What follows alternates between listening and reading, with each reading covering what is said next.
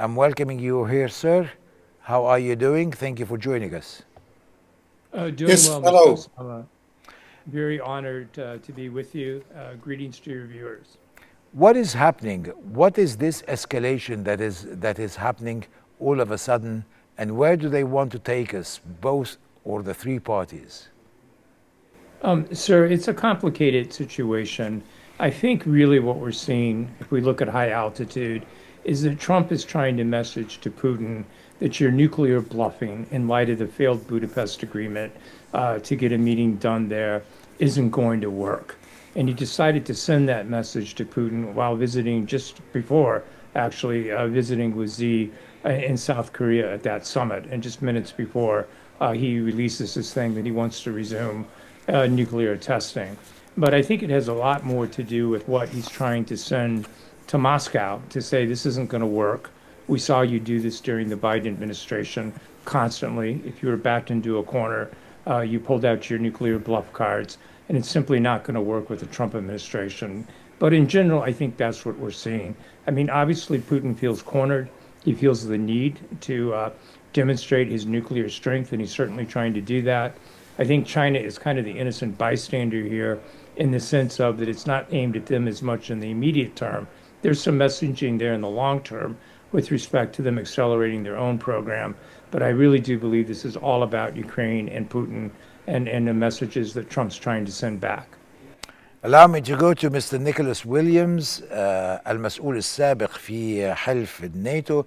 Mr. Williams, I'm welcoming you also on air here. Thank you for joining us. Thank you. Thank you. A pleasure. I don't know whether you heard what Mr. Mark Toth was saying. Do you think it is all a bluff? Is it all because Putin is cornered, or is this a real escalation that we need to be worried about? Well, I think it's a real escalation in rhetoric, but the Russians have been working on these weapons for some time. And in 2018, well before the Ukraine war, or at least the invasion of Ukraine in 2022, Putin made a speech about these so-called super weapons and how it would buy security in the 21st century for Russia. So yes, it's a escalation in rhetoric at this particular time, but the Russians have been working on these systems. I don't know whether the systems will be militarily useful, but as your guest said, it is useful in this particular time in terms of the Trump and Putin rhetoric. Mr. Marktov, I mean, you look at that or you hear that, it's an escalation of rhetoric. So does this mean that it's all talk and there is nothing that is going to happen beyond the talk? Yeah, at this point, I agree with Nicholas. It definitely is just an escalation of rhetoric. It's two leaders that see how to get to an end state in Ukraine very differently. And one was wanting, him being Putin, to play a nuclear card as he's done in the past. And Trump simply wasn't going to have it. And there's even rumors that there's some Kremlin intrigue happening here, where you have Sergei Lavrov, the foreign minister of Russia, essentially trying to play a strong hand against Trump. And that failed. And that the U.S. quickly responded to that with oil sanctions against Lukoil and Rosneft, two of the largest oil companies in Russia, which sent Kirill Dmitriev, Putin's key special envoy, if you will, but also the head of the Russian Sovereign Fund, scrambling to the U.S. to try to tamp that down. So I think what happened is you simply had Putin through Lavrov overplaying their hand. They thought they could play this nuclear card. Trump said not so fast. He's got Russian hawks around him, including Marco Rubio, the Secretary of State, John Radcliffe, his CIA director. And I think they decided that it was time to push back. But at this point in time, I do see it more, and I think Mr. Nicholas hit it right on the head, that this is more rhetoric that we're seeing in terms of escalation and not actual, escalation in terms of a renewed arms race. Now, obviously, just one quick caveat. Anytime you're talking about nuclear weapons, especially given that the New START treaty expires this coming February in 2026, it's concerning and we can't take it lightly. But at this point, I'm still confident that this is a battle of rhetoric not necessarily a new arms escalation race yet. Right, and also let me ask Mr. Williams. I mean, why bring in China into the conversation if this is a confrontation, whether it is rhetoric or not? I mean, why bring in China, or is it's just a matter of let's talk about all our adversaries? Well, the problem with the ancient arms control regime, and which persisted in the Cold War and beyond the Cold War, is that it didn't include China. China is rapidly developing its nuclear potential and its military forces, and so it is, I think, reasonable if we want stability in nuclear weapons in the world, then China has to be included.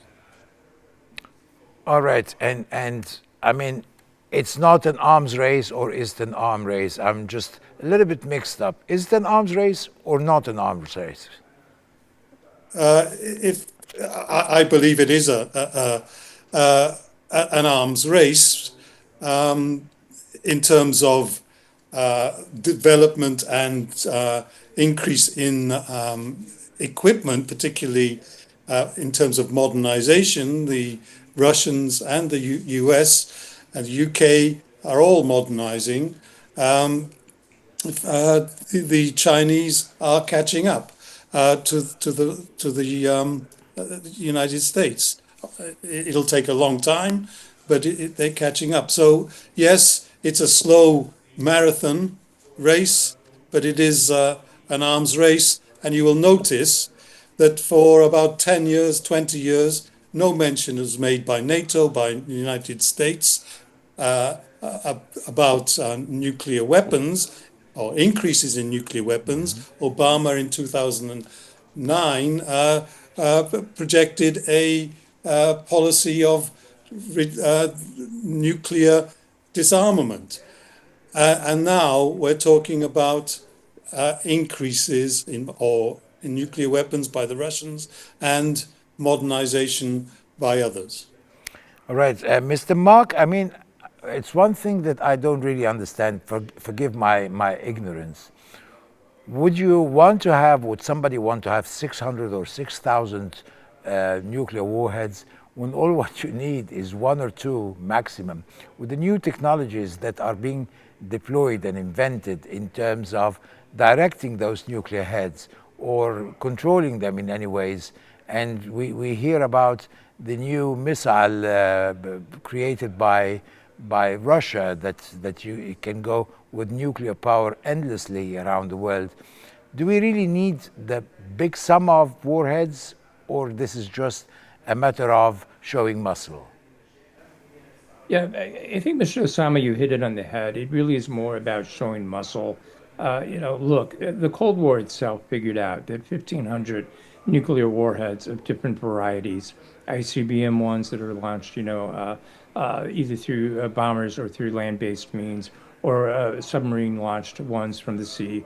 Those different types, as well as tactical nukes that can be launched on the battlefield, it's about all that you need to make sure that you deter your enemy, that there's going to be no winners in that regard. Now, obviously, you're always under pressure to modernize, as Nicholas was mentioning, your nuclear force. The U.S. Is still using Minutemen's threes, which are their oldest missiles, as basically the core of their response from a land-based standpoint, and certainly that needs to be done. China is, I agree with Nicholas in calling it a marathon, but I think it's a quickening marathon because China, at this point, at least if we look back to the Pentagon last November, was assessing that they believe by 2030 China will have 1,000 operational nukes of different varieties. That includes land-based, but that also includes some submarine ones. Now, some of those are still on the books. Some of those still need to be built. Some of those, especially on the submarine side of it, still need to be tested, but they're aiming for that. They backed off a little bit. They believed that they might have a force of 1,500 by 2035,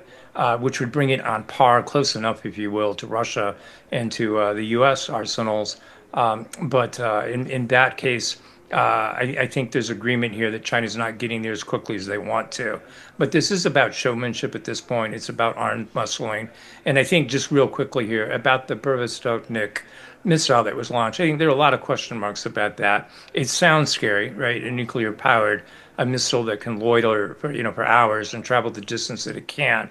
But how functional it really is remains to be seen. And as we know, Putin likes to announce these kind of weapons only to have seen them fail, in different varieties. His hypersonic Kinzhal missile, for instance, on the battlefield in Ukraine. So we need to learn a little bit more before we can make a final assessment there. But I think you did answer your own question brilliantly, that this is really just about some showmanship here.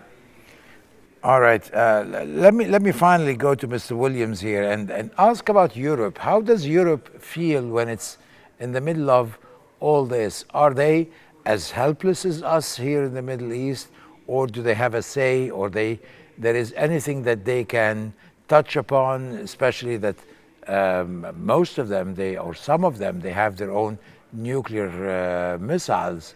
Are they as helpless as us in the Middle East? I think that they are more helpless than you in the Middle East because Trump listens to countries in the Middle East. He listens to Egypt. He listens to Qatar. He listens now to al-Sharar in Syria. But he's contemptuous of the Europeans.